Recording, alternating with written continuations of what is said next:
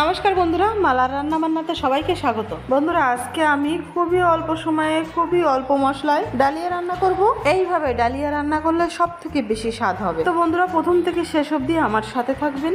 আশা করি এই ডালিয়ার রেসিপিটি সকলের কাছে খুবই ভালো লাগবে। চ্যানেলে নতুন বন্ধু হয়ে থাকলে অবশ্যই সাবস্ক্রাইব করে রাখবেন। তো চলুন বন্ধুরা, আজকের রেসিপিটি শুরু করা যাক। এইখানে আমি ডালিয়াটা একটু ড্রাই রোস্ট করার জন্য কড়াইতে দিয়ে দিলাম, আর নাড়াতে চাড়াতে একটা ভাজা ভাজা গন্ধ আসা অবধি অপেক্ষা করব। এই ডালিয়ার রংটা কিন্তু পাল্টাবে না, একদমই এরকম সাদাই থাকবে। আর যখন একটু ভাজা ভাজা গন্ধ বেরোবে ডালিয়াতে, তখন আমি একটা থালায় নামিয়ে নিলাম। এবারে একই কড়াইতে আমি 1 চামচের মতন তেল দিয়ে দিলাম, আর এই তেলের মধ্যে দিয়ে দিলাম সামান্য কটা গোটা জিরে। জিরেটা একটু চটপটালে এর মধ্যে আমি দিয়ে দেবো আগে থেকে কেটে রাখা পেঁয়াজ, টমেটো, শিমলা মির্চ, ক্যাপসিকাম, আলু, ফুলকপি, পাতাকপি ইত্যাদি সবজি। দিয়ে দিচ্ছি 2 চামচ লবণ। এখানে সবজির মধ্যে ঘরে যে সমস্ত সবজি উপস্থিত আছে সেই সব সবজি দিয়েই বানিয়ে নিতে পারে। আধা চামচ হলুদ দিয়ে দিলাম।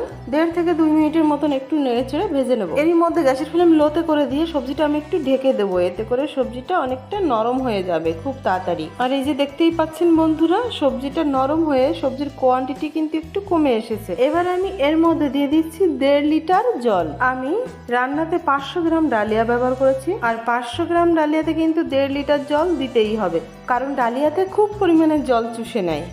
সমস্ত কিছু একটু নেড়ে চেড়ে জলটা একটু উবলানোর জন্য অপেক্ষা করব। ঢাকনা দিয়ে ঢেকে দিচ্ছি, এতে করে জলটা কিন্তু খুব তাড়াতাড়ি ফুটে উঠবে। আর দেখতেই পাচ্ছেন বন্ধুরা, দেখতে দেখতে জলটা কিন্তু ফুটে গেছে। এবার আমি আগে থেকে ভেজে রাখা ডালিয়াগুলো এর মধ্যে দিয়ে দেবো। ডালিয়াটা দেওয়ার পরে 5 মিনিটের মতো আমি নেড়ে চেড়ে রান্না করে নেব।